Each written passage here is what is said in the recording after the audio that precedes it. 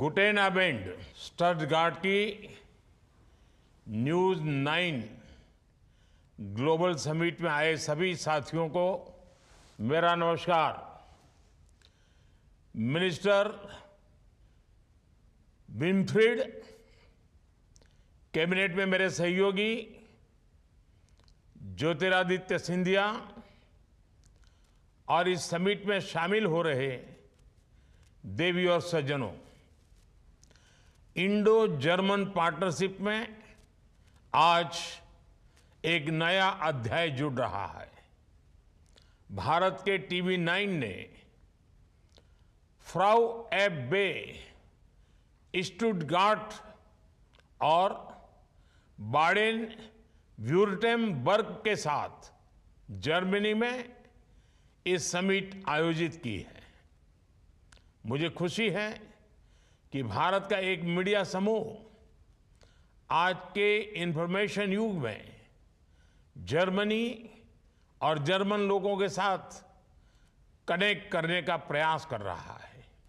इससे भारत के लोगों को भी जर्मनी और जर्मनी के लोगों को समझने का एक प्लेटफॉर्म मिलेगा। मुझे इस बात की भी खुशी है कि न्यूज़ 9 इंग्लिश न्यूज़ चैनल भी लॉन्च किया जा रहा है। साथियों, इस समिट की theme India Germany a road map for sustainable growth है और ये थीम भी दोनों ही देशों की रिस्पॉन्सिबल पार्टनरशिप की प्रतीक है। बीते 2 दिनों में आप सभी ने इकोनॉमिक इश्यूज के साथ साथ स्पोर्ट्स और एंटरटेनमेंट से जुड़े मुद्दों पर भी बहुत सकारात्मक बातचीत की है। साथियों, यूरोप जियो पॉलिटिकल रिलेशंस और ट्रेड एंड इन्वेस्टमेंट दोनों के लिहाज से भारत के लिए एक इम्पोर्टेंट स्ट्रेटेजिक रीजन है और जर्मनी हमारे मोस्ट इम्पोर्टेंट पार्टनर में से एक है। 2024 में इंडो जर्मन स्ट्रेटेजिक पार्टनरशिप के 25 साल पूरे हुए हैं और ये वर्ष इस पार्टनरशिप के लिए ऐतिहासिक है, विशेष रहा है। पिछले महीने ही चांसलर शोल्ज अपनी तीसरी भारत यात्रा पर थे। 12 वर्षों बाद दिल्ली में Asia Pacific conference of the German businesses का आयोजन हुआ। इसमें जर्मनी ने focus on India document release किया। यही नहीं, skilled labour strategy for India उसे भी रिलीज किया गया। जर्मनी द्वारा निकाली गई ये पहली कंट्री स्पेसिफिक स्ट्रेटेजी है। साथियों, भारत जर्मनी स्ट्रेटेजिक पार्टनरशिप को भले ही 25 वर्ष हुए हो, लेकिन हमारा आत्मीय रिश्ता शताब्दियों पुराना है।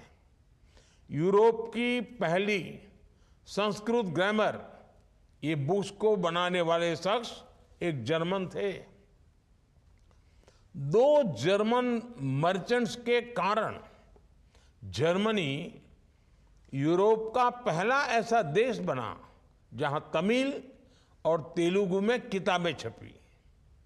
आज जर्मनी में करीब 3 लाख भारतीय लोग रहते हैं। भारत के 50,000 छात्र जर्मन यूनिवर्सिटीज में पढ़ते हैं और ये यहाँ पढ़ने वाले फॉरेन स्टूडेंट्स का सबसे बड़ा समूह भी है। भारत जर्मनी रिश्तों का एक और पहलू भारत में नजर आता है। आज भारत में 1800 से ज्यादा जर्मन कंपनियां काम कर रही है। इन कंपनियों ने पिछले 3-4 साल में $15 बिलियन का निवेश भी किया है। दोनों देशों के बीच आज करीब $34 बिलियन का बायलैटरल ट्रेड होता है। मुझे विश्वास है आने वाले सालों में ये ट्रेड और भी ज्यादा बढ़ेगा। मैं ऐसा इसलिए कह रहा हूं क्योंकि बीते कुछ सालों में भारत और जर्मनी की आपसी पार्टनरशिप लगातार सशक्त हुई है। साथियों, आज भारत दुनिया की फास्टेस्ट ग्रोइंग लार्ज इकोनॉमी है। दुनिया का हर देश विकास के लिए भारत के साथ साझेदारी करना चाहता है। जर्मनी का फोकस ऑन इंडिया डॉक्यूमेंट भी इसका बहुत बड़ा उदाहरण है। इस डॉक्यूमेंट से पता चलता है कि कैसे आज पूरी दुनिया भारत की स्ट्रैटेजिक इंपॉर्टेंस को एक्नॉलेज कर रही है। दुनिया की सोच में आए इस परिवर्तन के पीछे भारत में पिछले 10 साल से चल रहे रिफॉर्म, परफॉर्म, ट्रांसफॉर्म के मंत्र की बड़ी भूमिका रही है। भारत ने हर क्षेत्र, हर सेक्टर में नई पॉलिसीज बनाई। 21वीं सदी में तेज ग्रोथ के लिए खुद को तैयार किया। हमने रेड टेप खत्म करके ईज ऑफ डूइंग बिजनेस में सुधार किया। भारत ने 30,000 से ज्यादा कंप्लायंस खत्म किए। भारत ने बैंकों को मजबूत किया ताकि विकास के लिए टाइमली और एफोर्डेबल कैपिटल मिल जाए। हमने जीएसटी की एफिशिएंट व्यवस्था रखकर कॉम्प्लिकेटेड टैक्स सिस्टम को बदला, सरल किया। हमने देश में प्रोग्रेसिव और स्टेबल पॉलिसी मेकिंग एनवायरनमेंट बनाया ताकि हमारे बिजनेस आगे बढ़ सके। आज भारत में एक ऐसी मजबूत नींव तैयार हुई है जिस पर विकसित भारत की भव्य इमारत का निर्माण होगा और जर्मनी इसमें भारत का एक भरोसेमंद पार्टनर रहेगा। साथियों, जर्मनी की विकास यात्रा में मैन्युफैक्चरिंग और इंजीनियरिंग का बहुत महत्व रहा है। भारत भी आज दुनिया का बड़ा मैन्युफैक्चरिंग हब बनने की तरफ आगे बढ़ रहा है। मेक इन इंडिया से जुड़ने वाले मैन्युफैक्चरर्स को भारत आज प्रोडक्शन लिंक इंसेंटिव देता है और मुझे आपको ये बताते हुए खुशी है कि हमारे मैन्युफैक्चरिंग लैंडस्केप में एक बहुत बड़ा परिवर्तन हुआ है। आज मोबाइल और इलेक्ट्रॉनिक्स मैन्युफैक्चरिंग में भारत दुनिया के अग्रणी देशों में से एक है। आज भारत दुनिया का सबसे बड़ा 2 व्हीलर मैन्युफैक्चरर है। दूसरा सबसे बड़ा स्टील एंड सीमेंट मैन्युफैक्चरर है और चौथा सबसे बड़ा 4 व्हीलर मैन्युफैक्चरर है। भारत की सेमीकंडक्टर इंडस्ट्री भी बहुत जल्द दुनिया में अपना परचम लहराने वाली है। ये इसलिए हुआ क्योंकि बीते कुछ सालों में हमारी सरकार ने infrastructure improvement, logistic cost reduction, ease of doing business और स्टेबल गवर्नेंस के लिए लगातार पॉलिसीज बनाई हैं, नए निर्णय लिए हैं।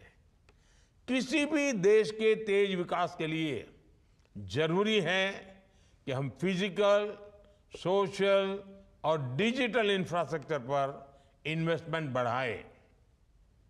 भारत में इन तीनों फ्रंट्स पर इंफ्रास्ट्रक्चर क्रिएशन का काम बहुत तेजी से हो रहा है।